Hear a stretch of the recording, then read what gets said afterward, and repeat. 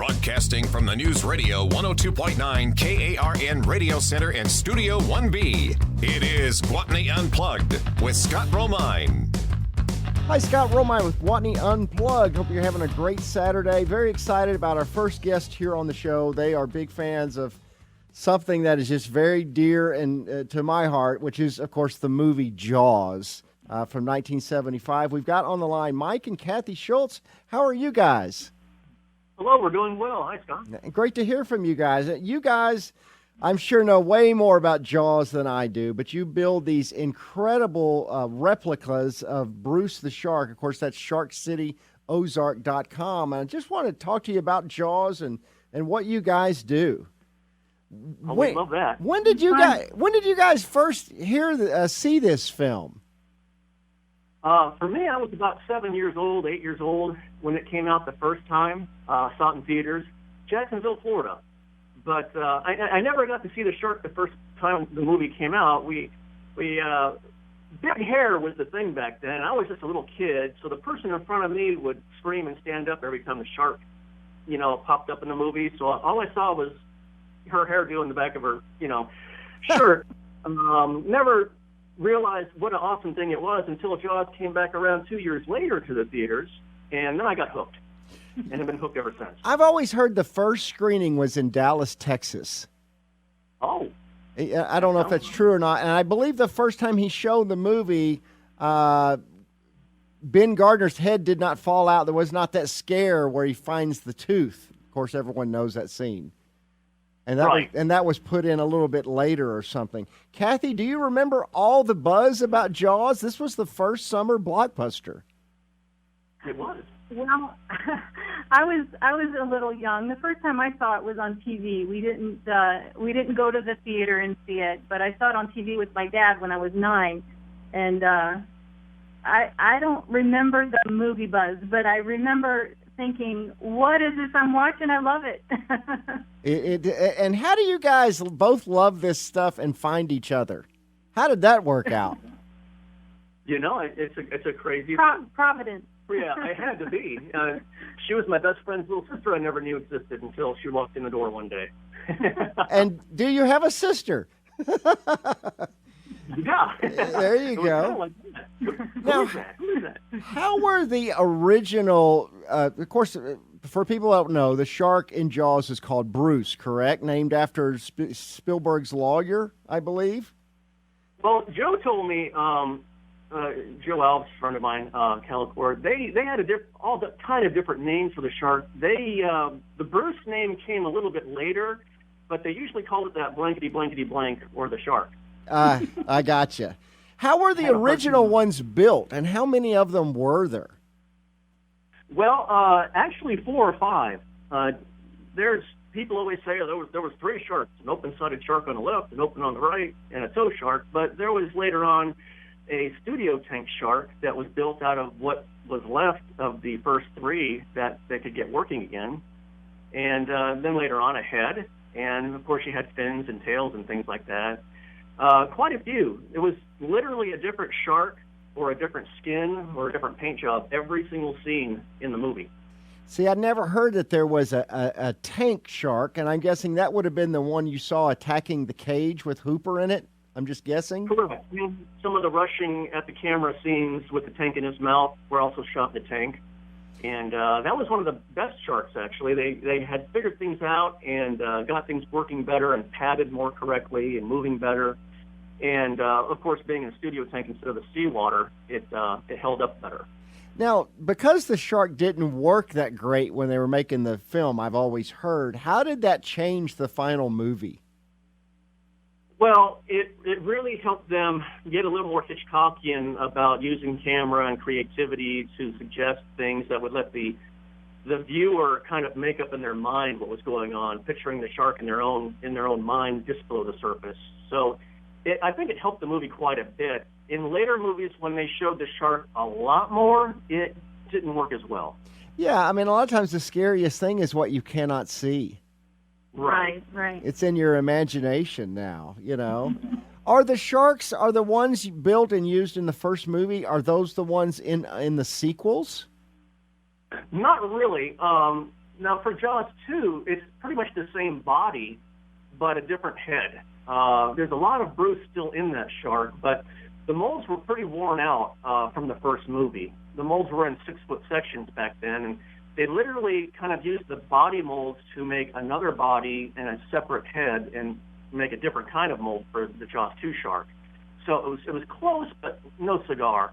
And then, of course, you got into Jaws 3. They had 9 different sharks that none of them looked similar to each other, and you know, further on with the other movie, and they just never got the same. Never got it the same. 3 and 4 are racing to the bottom. Those two are just not very good movies. You know, it's still Jaws, but I guess I don't know. It's hard to beat that first one. Yeah, you can't beat the first one. You can't get that genie in a bottle kind of everything. Everybody. You had the right people at the right time, all doing the right thing, and it just never recaptured it. Really good editing, really good acting. You know, oh, yeah. Incredible. Just solved special effects problems on the fly. That's very true. The first one is just unbelievable, and I love the second one, honestly. Is there a certain Bruce that is considered the definitive Bruce? Is there a certain shark that's kind of considered that's the one everyone thinks of? Because I know there are a lot of different ones. Yes, the first Jaws shark, and it's the jowls and just the monsterish look to it. I did some work with Sandy Berman about 30 years ago. They're the ones who supplied the material for the skin, and they sent me quite a bit of material on it for, I think, my 3rd or 4th mechanical shark that I made.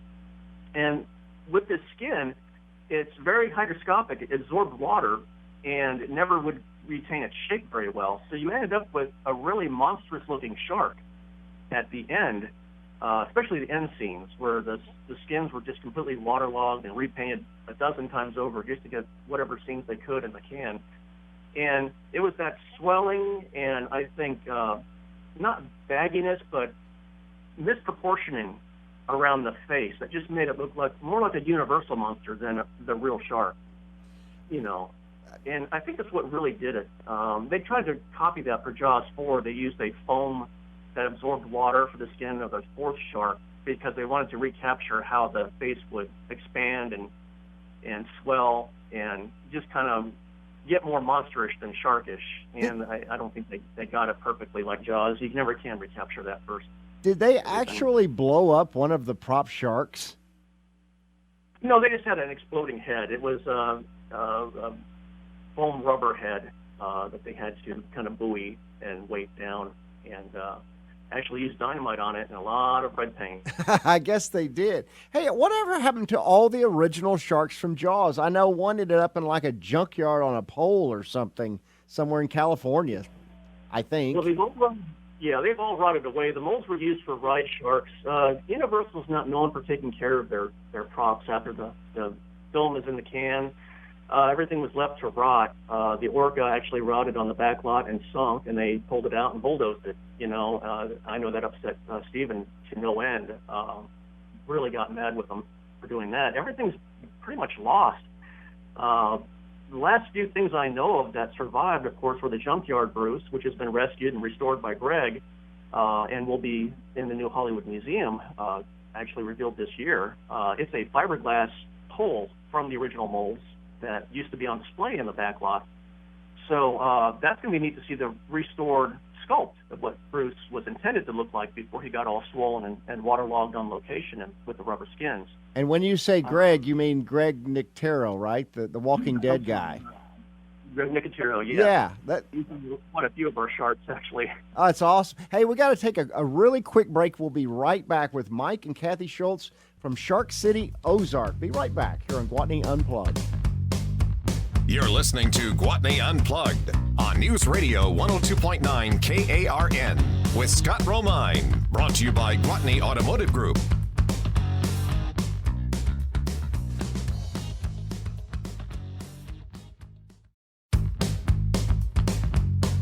You're listening to Gwatney Unplugged on News Radio 102.9 KARN with Scott Romine. Brought to you by Gwatney Automotive Group.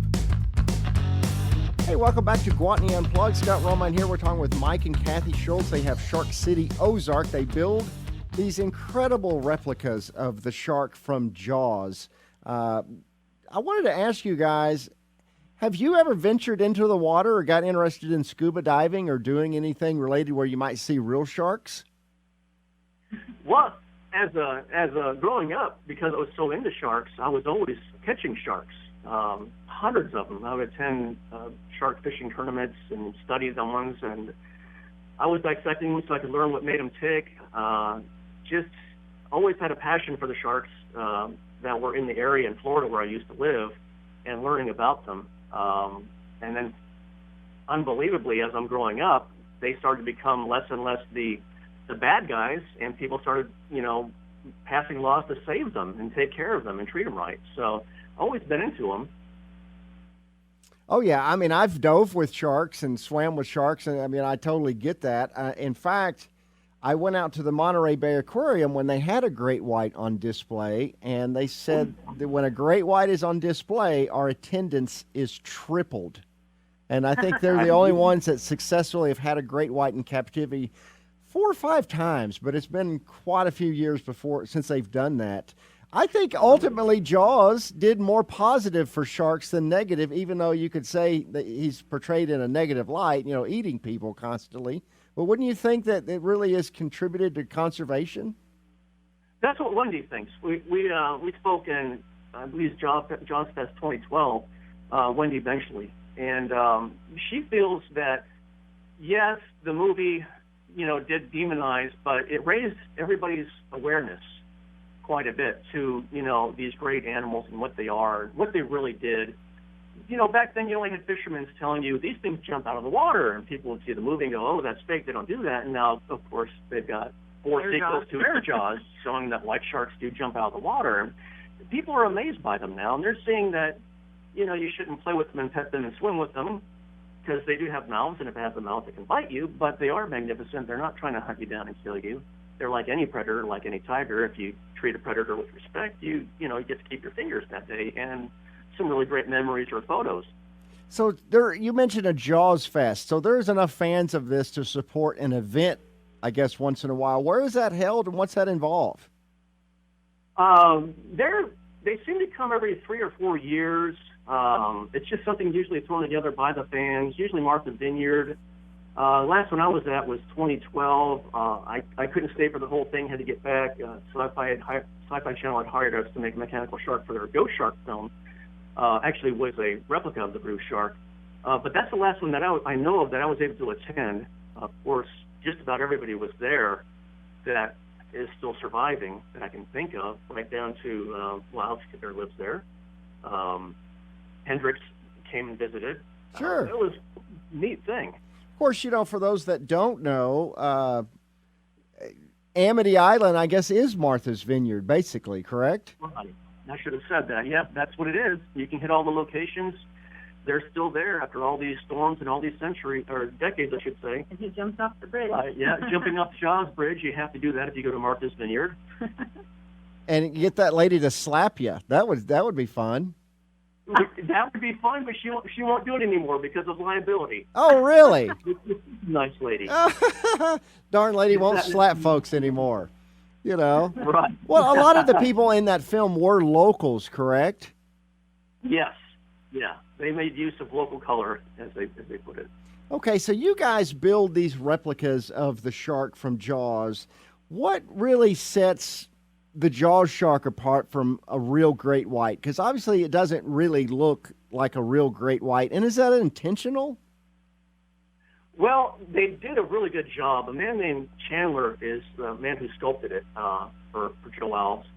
And when you see the restored Bruce shark, when they opened the museum in Hollywood that has this restored prop from Jaws, you're going to see what the original sculpt looked like.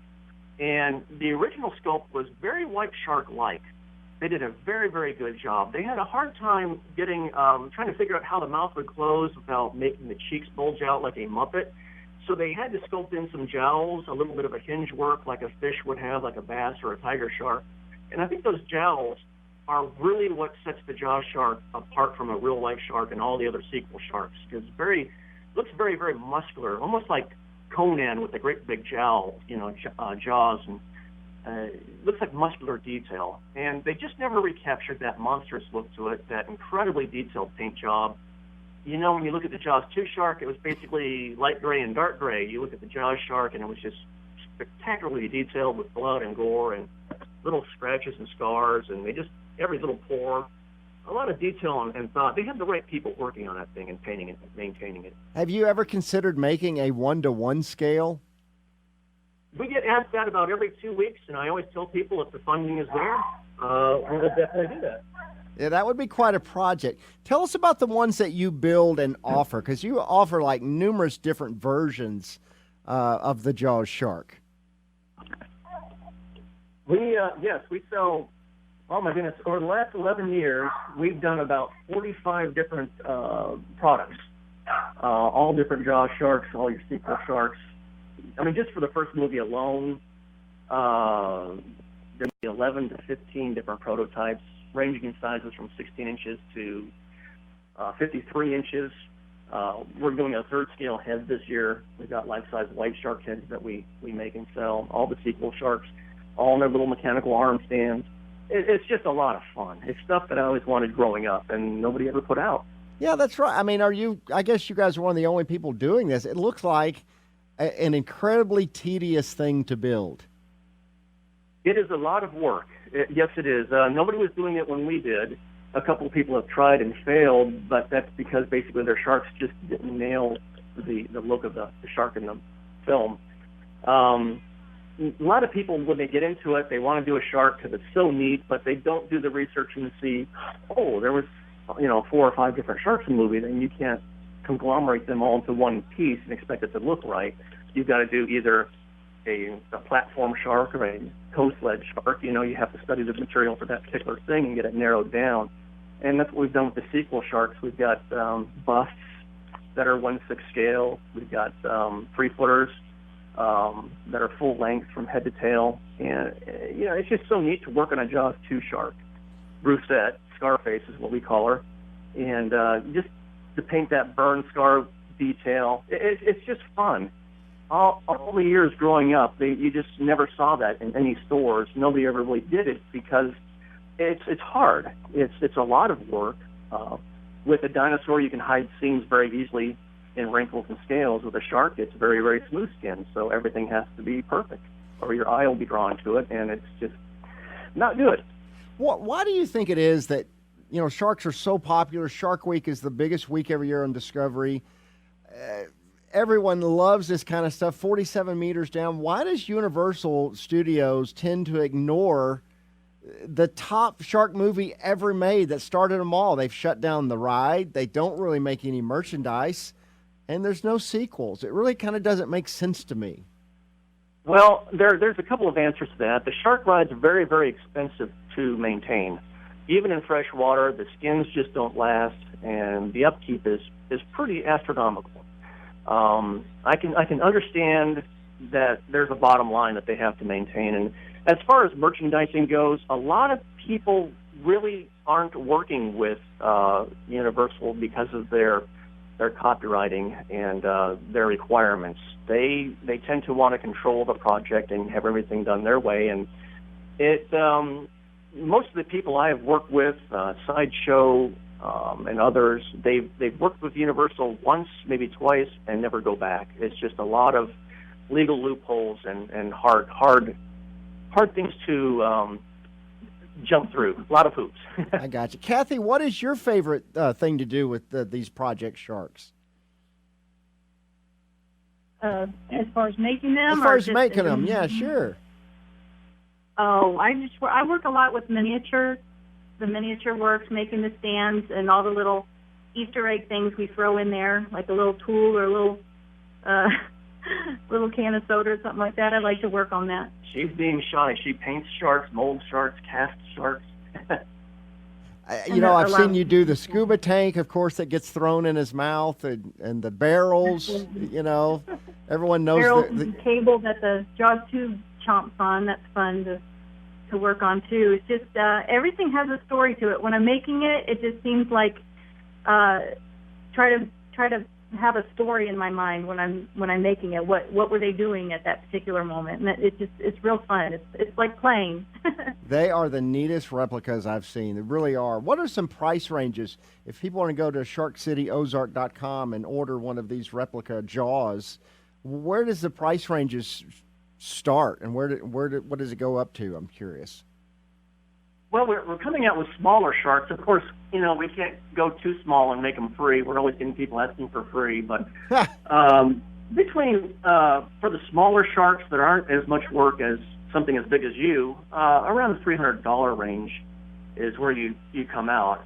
There's just an enormous amount of investment creating these prototypes and investing in these massive molds and machines to make the molds work, and there's just a lot of work to make those seams disappear and get the paint just scale accurate, Sure. Of course, we customize everything to whoever orders one. We say, send in your favorite screen grab, and we'll customize that paint job for you. And then, of course, we go very large scale. Like I said, we do life-size white shark heads, so you can imagine how large that is. A lot of the boxes we ship are the sizes of refrigerators and furniture, so it can get pretty expensive, especially when people want to customize things that we, are completely have to be made from scratch. I got you. Well, thank you so much. We're out of time. What's your website? Where can somebody order one of these sharks? SharkCityOzark.com. Thank you so much, Mike and Cathy Schultz. Thanks for being on Gwatney Unplugged. We'll be right back after this. Thank you, Scott. You're listening to Gwatney Unplugged on News Radio 102.9 KARN with Scott Romine. Brought to you by Gwatney Automotive Group,